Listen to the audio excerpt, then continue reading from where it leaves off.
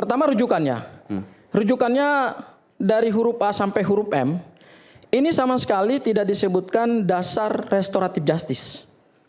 Ya, jadi huruf A sampai huruf M ini sebagai dasar rujukan dikeluarkannya SP3 sama sekali tidak ada dasar dikatakan bahwa telah ditempuh restoratif justice oleh pelapor dan terlapor. Yaitu Bang DHL dan Bang Egy yang mengatakan bahwa oh kami nggak pernah kok melakukan perdamaian, kami nggak pernah minta maaf kok. SP3 ini kan adalah... Saya mau tanya dulu, SP3-nya terhadap Bang Egy Sujana, BES, dan juga Damai Hari Lubis akan digugat? Kami masih dalam proses pengkajian ya, karena kemarin pada saat kami melakukan orasi kebangsaan di Gedung Juang, Mas Roy memang sudah memberikan satu sinyalmen kepada kami tim kuasa hukum untuk mengkaji dari sisi aspek hukum acara pidana terkait dengan sudah keluarnya SP3.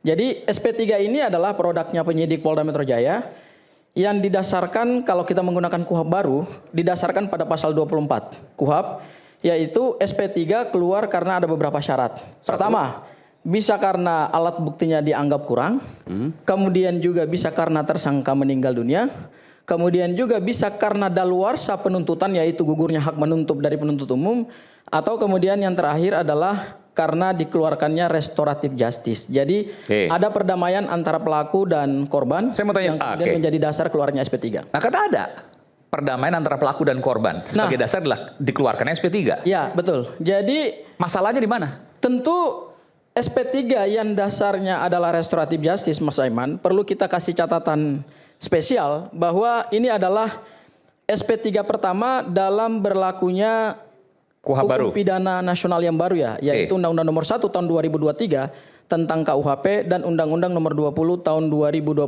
tentang KUHP. Ini adalah SP3 pertama. Dan kalau kita lihat jeda waktunya atau range waktunya, kedua hukum pidana nasional itu kan berlakunya secara sah tanggal 2 Januari. Kemudian SP3 itu keluar, kebetulan saya mengantongi SP3-nya. Ya, ini ada SP3-nya, nanti saya jelaskan.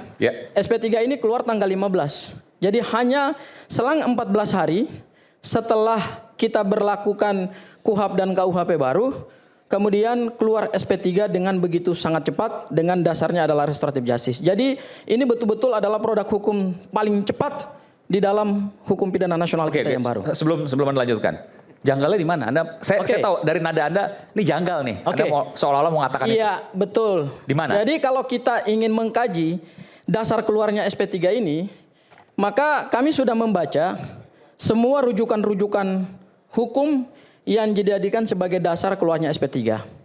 Di sini ada ketidakjelasan hukum ya, yaitu pondasi hukum mana atau sumber hukum mana yang digunakan oleh penyidik Polda Metro Jaya untuk menerbitkan SP3 dengan dasar restoratif justice. Apakah menggunakan KUHP yang baru ataukah menggunakan KUHP yang lama? Ataukah peraturan hukum pidana yang lama. Nah, ini di dalam di dalam SP3 ini sama sekali tidak ada sebutan rujukannya. Ini harus dicermati secara hati-hati loh, Mas Aiman ya. Ini saya pegang ini.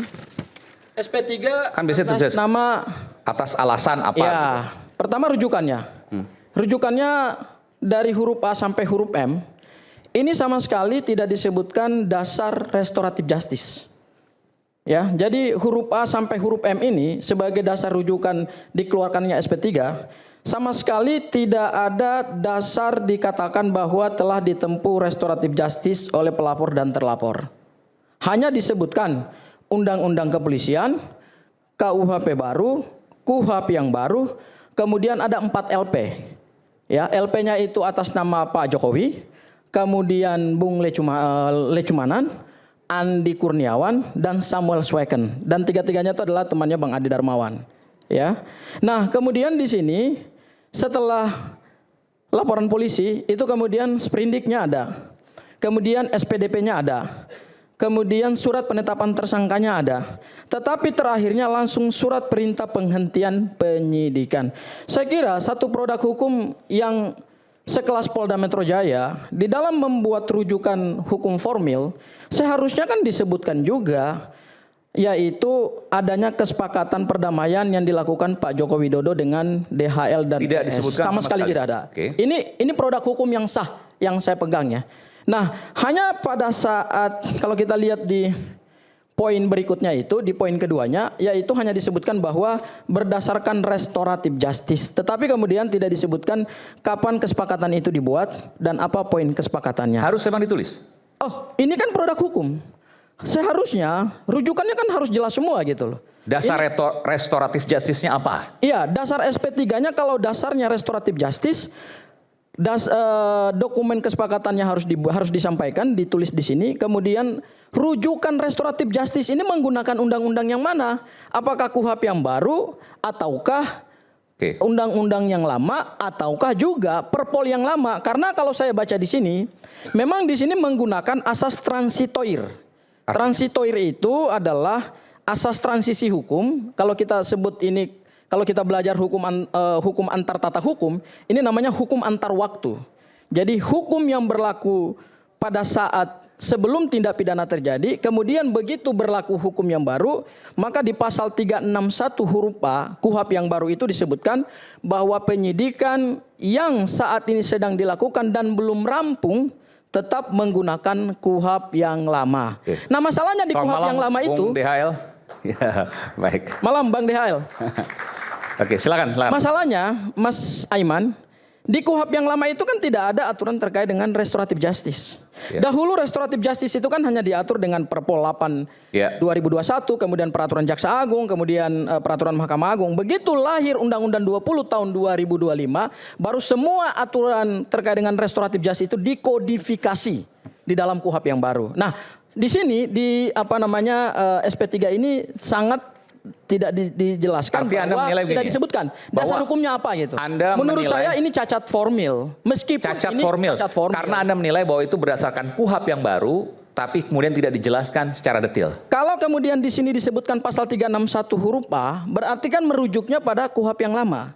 Masalahnya di KUHP yang lama tidak diatur restoratif justice. Kalaupun penyidik mau menyandarkannya pada Perpol 8 2021, maka harusnya disebutkan gitu. Saya sebentar Bang. Saya belum berdebat soal substansi. Nggak apa, ini dulu. Karena ini penting. Ini bicara soal bagaimana ada rekam jejak yang harus kemudian dibahas. Apakah ini kemudian nanti akan digugat lewat pra peradilan ya? Atau tidak, itu belakangan. Tapi bahwa hari ini Anda menilai bahwa itu janggal, itu sebuah fakta. Iya. Ini cacat formil. Sekarang saya masuk kepada aspek material. Hukum pidana itu kan sandarannya dua. Kita belajar hukum pidana itu kan ada aspek hukum pidana formil dan aspek hukum pidana material.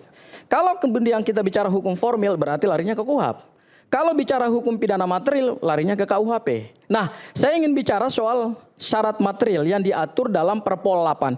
Saya menduga, ini masih dugaan saya ya. Karena di SP3 ini sama sekali tidak disebutkan dasar SP3 restoratif justice aturan yang mana yang mereka pakai. Tetapi saya menduga bahwa perpol yang dipakai ini adalah Perpol 8 2021. Tahun 2021. Karena menggunakan asas transitoir pada pasal 361 huruf A Undang-Undang KUHP yang baru. Bahwa yang berlaku itu adalah KUHP yang lama. Karena KUHP yang lama tidak mengatur restoratif justice, berarti cantolan hukumnya saya menduga bahwa menggunakan Perpol 8 2021 karena nggak disebutkan di sini. Sekarang kita bicara Perpol 8 2021 sebagai dasar restoratif justice. Di pasal 4, pasal 5 harus diperhatikan. Di pasal 4 Perpol 8 2021 ada dua syarat dilakukan restoratif justice, yaitu syarat formil dan syarat material. Syarat formilnya harus ada kesepakatan perdamaian di antara kedua belah pihak. Kebetulan perpolnya juga saya bawa, Mas Aiman. Ya. Syarat pertama sudah harus diakui dong, sudah perdamaian. Masalahnya, bentar. Syarat pertama sudah terjadi kan, ada perdamaian. Iya, ada perdamaian berdasarkan apa yang disampaikan oleh pihaknya Pak Jokowi. Karena di sini Bang DHL pada saat diskusi di beberapa stasiun televisi, kemudian secara langsung juga, sebentar, jangan dibantah dulu Bang, nanti Abang punya waktu untuk bantah. Ya. Dan pengakuan itu kan adalah pengakuan dari pelaku, yaitu Bang DHL dan Bang Egy yang mengatakan bahwa kami nggak pernah kok melakukan perdamaian, kami nggak pernah minta maaf kok. Kenapa syarat formil meminta maaf itu penting? Karena ini berkaitan dengan pertanggungjawaban pidana. Kalau pemaafan itu lahir karena adanya pengakuan kesalahan atas suatu perbuatan pidana yang sudah terlanjur terjadi, Maka kemudian yang bersangkutan mengakui, oh bahwa saya salah, menuduh ijazah ini palsu. Tetapi kalau kemudian kita melihat apa yang disampaikan oleh Bang DHL, kemudian oleh Bang Egy, mereka menyampaikan, loh kita nggak pernah mengakui ijazah itu asli kok. Kami hanya datang silaturahmi. Kemudian perdamaian itu ditafsirkan oleh pihak Pak Jokowi sebagai permintaan maaf. Loh, tersangka sendiri aja mengatakan bahwa beliau tidak mengakui kesalahannya. Bang DHL boleh Anda. Silakan bisa dikonfirmasi Anda tidak langsung mengakui kepada kesalahan, Anda tidak meminta maaf, betul? Bang DHL.